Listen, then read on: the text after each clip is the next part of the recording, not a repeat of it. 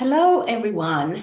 My name is Ratnaf, and welcome back from R&D Enterprise and R&D Associates. And you're here for Baltimore Unfiltered. And this conversation, ongoing conversation that we're having about people that have transformed their lives and how did they transform their lives for the better to find happiness and contentment. And I'm so glad today we're featuring David Jaron Richardson. And I am going to let him introduce himself. But here is a fellow that I just recently started working with. He is a senior at Johns Hopkins, and he has an amazing story of transformation to share with us. He was one that was not supposed to be in college. He was kicked out from school. So what happened? What changed? Before we get started with the questions, to delve deeper into who you are and what happened, I would like you to briefly introduce yourself. Where did you come from? Where did you live? How did you make it to Baltimore? So introduce yourself, please.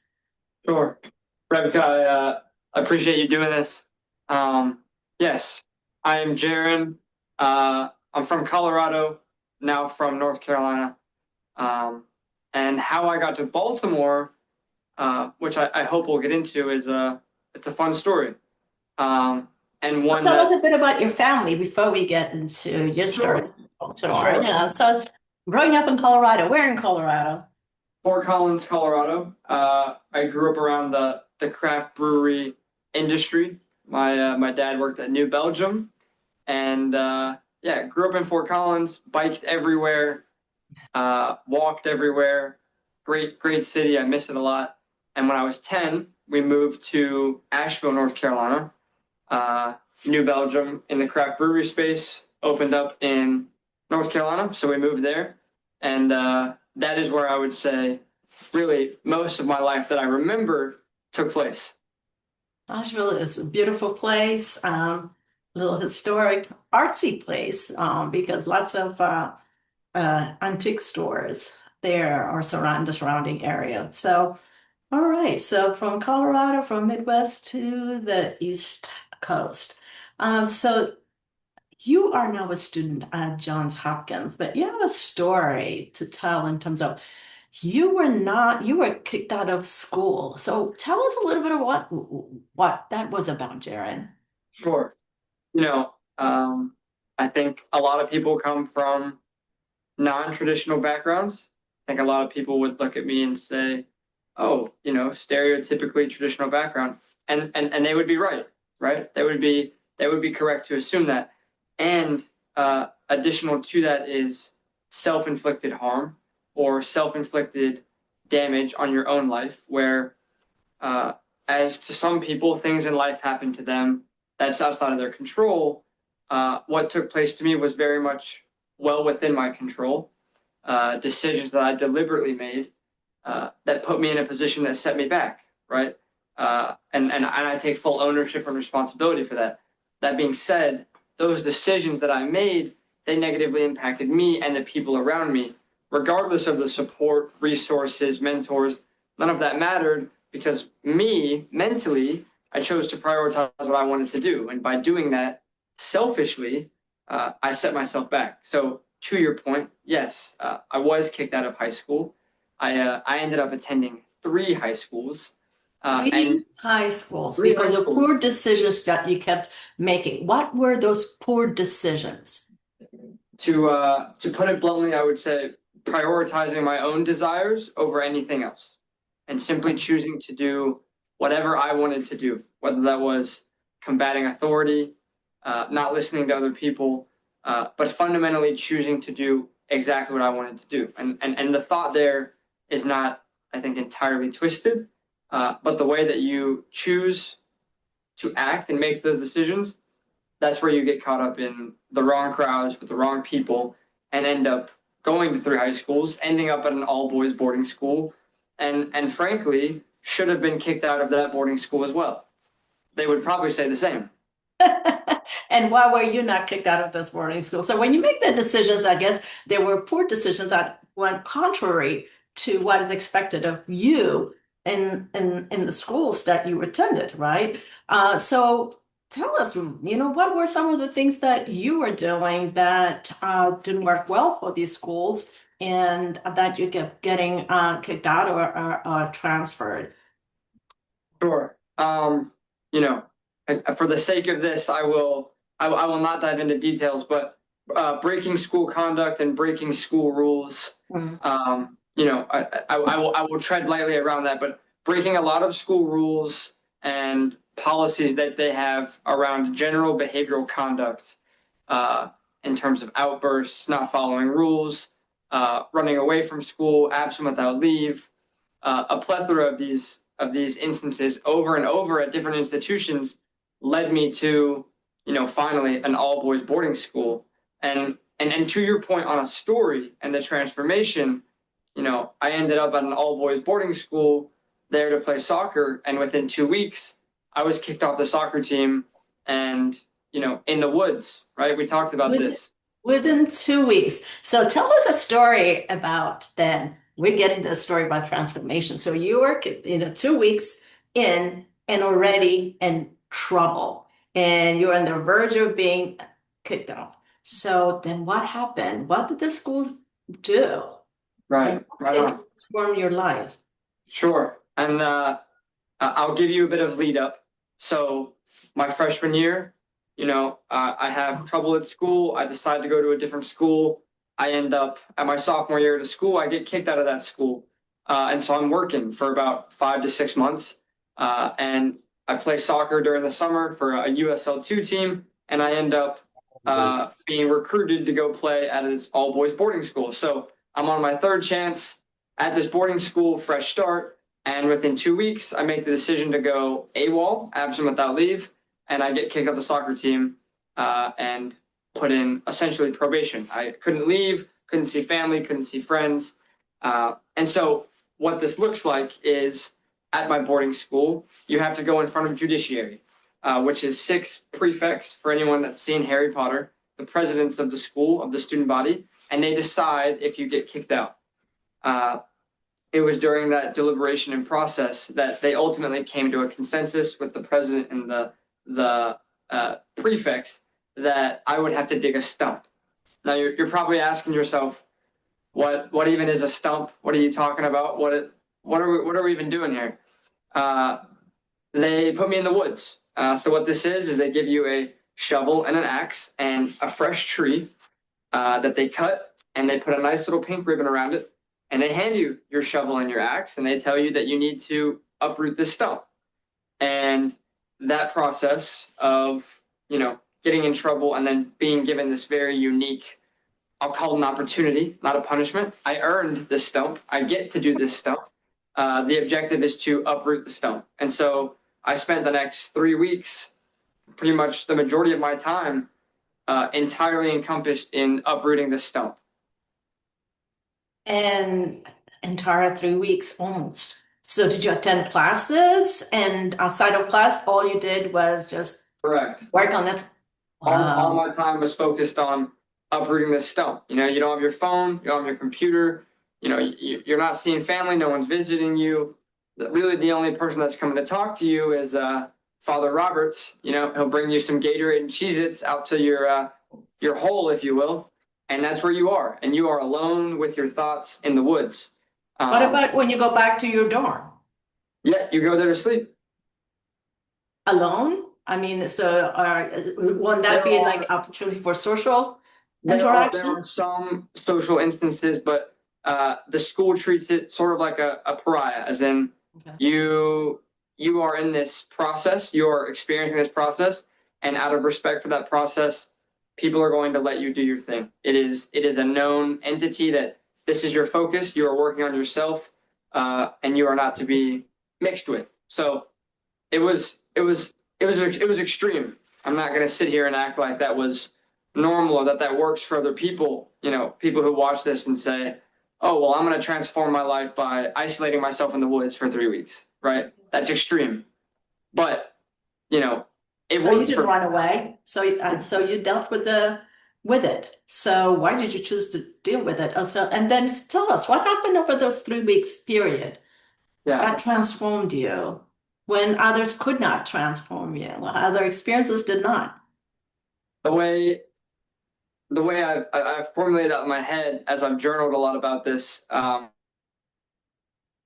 New York Times is that there's really three phases, and the first phase is like the angry bear phase, where you are just mad at the world. You're yelling at your stump, you're screaming at it, you're kicking it, you're trying to hit it with your axe, right? You're not going to uproot it that way. You're making no effort, but you're getting all your emotions out and you're letting it all out, expending all of your negative energy, which can be good.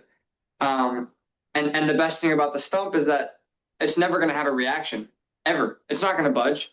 It's not going to yell back at you. It just stands there and it waits for you to be done. And it waits and it invites you to get started on the process. So that's phase one. And the first week, I hardly spent any time digging at the stump or even trying to uproot it or address the problem. I was just mad. I would sit there on the ground for hours. I was just angry. And in that time of processing, I transitioned to phase two, which was the acceptance of my situation and being extremely determined to get the stump out. I told myself I'd get it out in the next 3 days. And so I was digging for hours. I created a whole strategy, how I'm going to approach this, what I'm going to do. I over-engineered and over-analyzed. And about midway through this second week of this second phase, I burned out and I was like, this isn't sustainable. I don't know what I'm doing. And then I gave up, right? So then we hit the inflection point, as I call it, where you give up on the problem. And I ended up sitting back down on the ground and being like, I'm never going to get this out. This is an immovable object. I'm never going to make any progress. And that sits with you for a couple days. And then ultimately comes the third phase, which is a decision that little by little and piece by piece, you're going to figure it out. And it's that decision of breaking it down into small, actionable items of, well, I'm going to get this section of the dirt out of the way and just focusing on that. Not thinking about the bigger picture of the stump or that it needs to come up or that it's bigger than me or that I'm 6 feet underground. None of that matters. You focus on the small actionable item. And so that mentality shift for me with this stump is what stuck with me the most. And so little by little, I made progress towards that stump. And then by the end of week 3, I was underneath the stump looking up with my shovel, at the taproot, it's about to fall and I see it shaking. So that's really the long drawn out process. Now, I know I've just hit you with a lot of words, but the final thing I'll add is that when you are thinking about this stump, think about the internal process of cutting open whatever it is that is inside you that is forcing you to be selfish, make decisions that are not good for anyone else but yourself. Whatever it is that you want to call it, you are opening up that space, identifying the roots of these harmful ways, however they look, and you're cutting them out, right? And you're getting rid of them, and ultimately pulling out this root or this stump that is stumping you and holding you back from growth. And that is the larger metaphor, right? But then what comes after it is once you've uprooted this stump, you have a hole in the ground, a big hole in the ground, a 6 foot but 5 feet wide hole, and the same thing inside you. So then it comes down to the question of what do you do? And that's when you refill the hole with sticks and branches and identity pieces of who you want to be next. So that is what I would call phase 4, is after this process, what that looks like. That is absolutely wonderful. So now you're transformed through that experience, the metaphor that we just described. And so you ended up staying in school and really focusing in academics because here you are, you're at Hopkins, and you are the only one at Hopkins that's studying applied social economics. And you're just amazing student. And I know, yeah, working with you, my experience has been tremendous in terms of your contribution and the work that you're doing for me and my team. So tell me about what led you then to applied social economics and why you're the only one. Why is it so unique? Sure. I appreciate the question. I think a lot of people I know, they give me slack about it because they're like, "What do you mean you have your own major and you're studying your own program at a school like Johns Hopkins?" So I transferred from Memphis, where I was playing college sports, college soccer and college track, and I showed up to school, and my original plan and what I was going to do, it didn't work out, and so what I was stuck with was looking at a timeline of paying for school and being a sophomore, having to losing time, which is what you don't want, right? No one wants that. And so, yeah, I cried for a while, cried for a couple weeks, and then I decided, well, I got to do something about it. And so I reached out to about 38 professors here at Johns Hopkins. I heard back from a plethora. I had 8 of them sign and back this proposal I put together around applied socioeconomics. And then I took this to Dr. James Calvin at the Carey Business School. And, I essentially worked with him and told him, this is what I want to do. How can we make this work? And he worked with me, proposed it to the school. They approved it. And that is how created a new major, an interdisciplinary major, spread across a plethora of different fields from economics to sociology, psychology, business, artificial intelligence, and that is how you end up with this entity that is applied socioeconomics. Okay, so it's very similar to applied economics, right? It's a theory and application to everyday life, but perhaps the applied socioeconomic part, I think, looks at demographics and inequalities that exist in the world, and you're trying to really apply, understanding perhaps in terms of humans and their interaction in life and relate to opportunities around business and economic development. Yeah. Is that what you're trying to do? Yeah, I would say fundamentally, I am studying people, right? As we transcend into this era and timeline of artificial intelligence, there is an even more increased emphasis on human and interpersonal dynamics. But what that means. So what does it mean to be human? What does it look like to interact and engage as humans? And how does this apply from a psychological standpoint, economic standpoint, sociological standpoint, but especially in the lens of business and business development, which I'm very glad to be receiving the mentorship and education at the Carey Business School. Well, that's interesting. So you're doing a deeper dive, deeper analysis of human behavior, understanding humans in this age when people are trying to understand AI, right?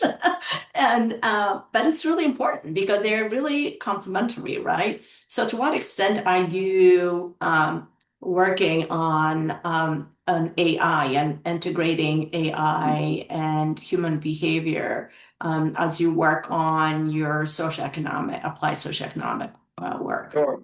I like that question. And this relates to education outside the classroom, right? How do we apply what we're learning in academia to the outside world?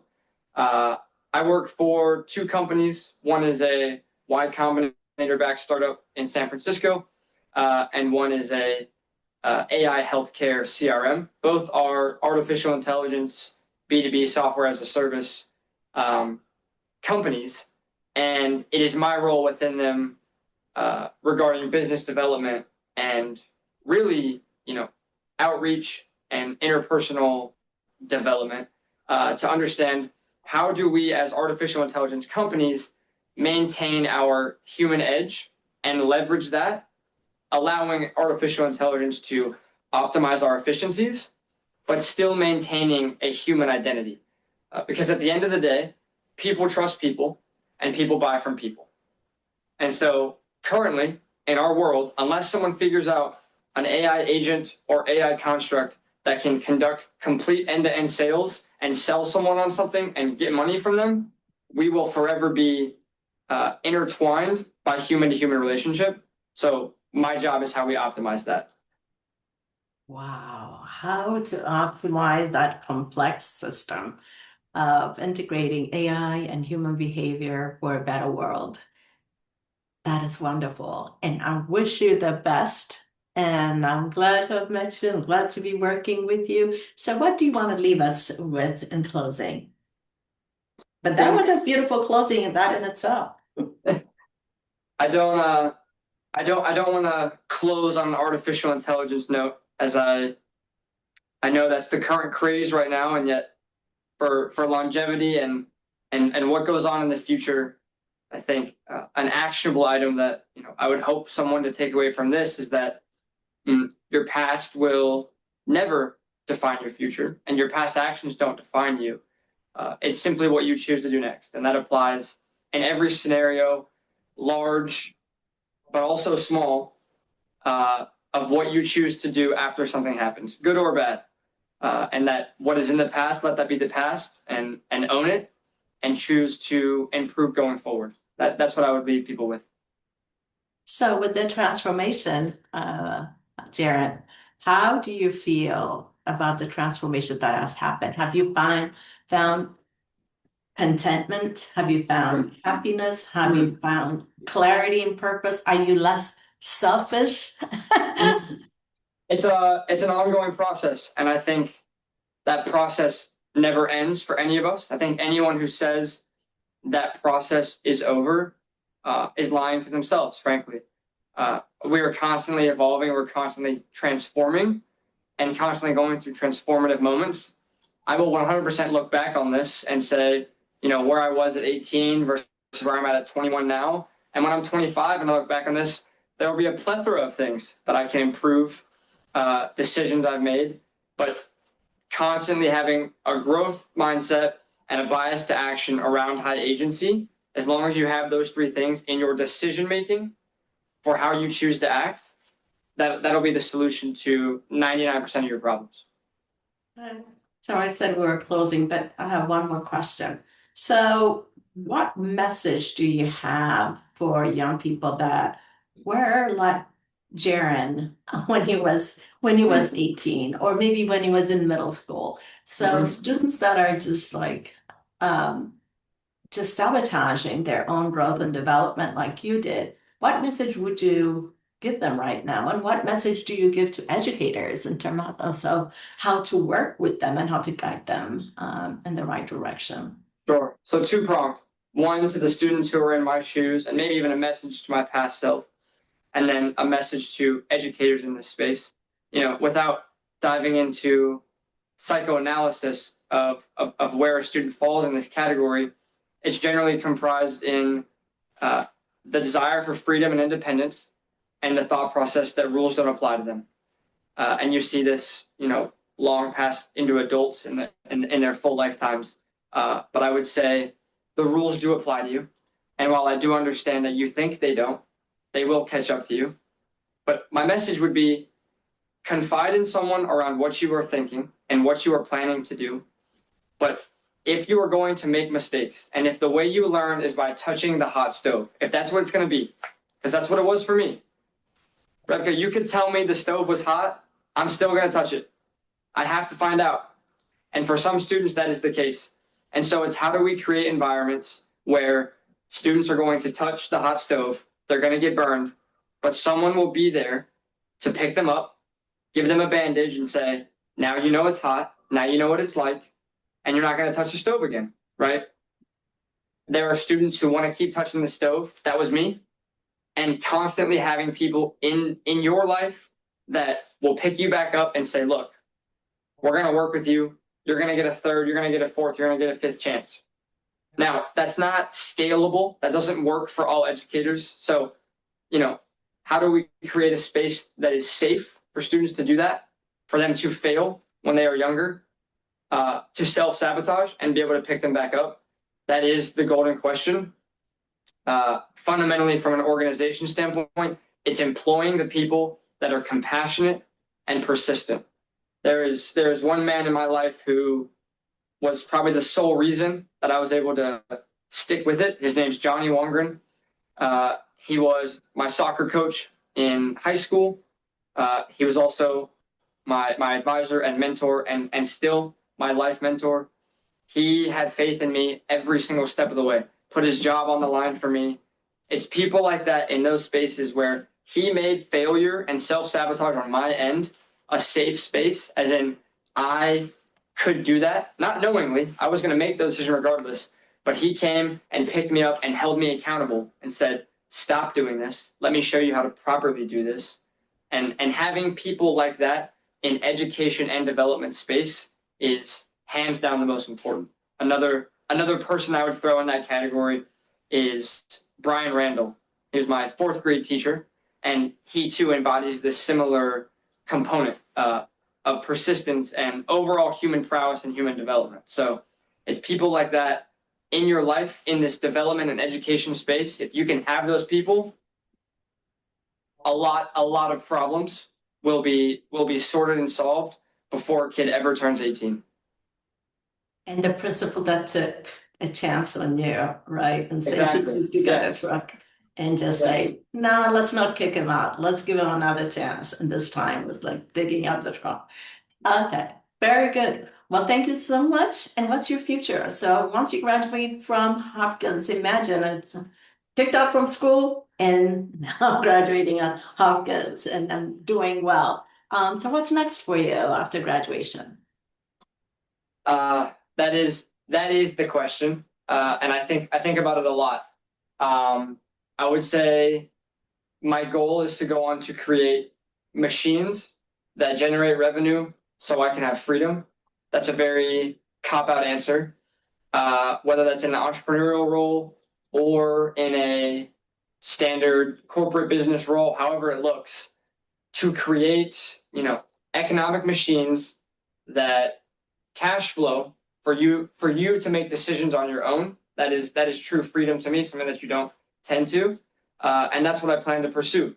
So that could look like startups, as in what I'm in right now. That could look like working corporate, getting into real estate, healthcare, all these different verticals, businesses everywhere. So I'm excited to see where it goes. Maybe I'll stay in the AI software tech space. It's truly unknown. And I think that's the beauty of being a student. Great. Thank you so much for sharing your story, Jaren. Absolutely fantastic. And I just want to share the audience. I mean, great information that has shared in terms of life transformation. And people influence your lives throughout your life experiences. So as Jaren mentioned, fourth grade teacher all the way up to high school and college and coaches that touched his life and changed his life, and people that did not give up on him. And his journey was long and difficult, but he learned a very important lesson that steered him in the right direction. So sometimes it's a matter of really giving people a chance, and it takes one, twice, three times, four times, maybe 10 times before they catch on. But us as educators, we continue to nurture the development and of all the young people throughout their capacity. So thank you so much, and very important lesson to learn. Have a wonderful day. Thank you.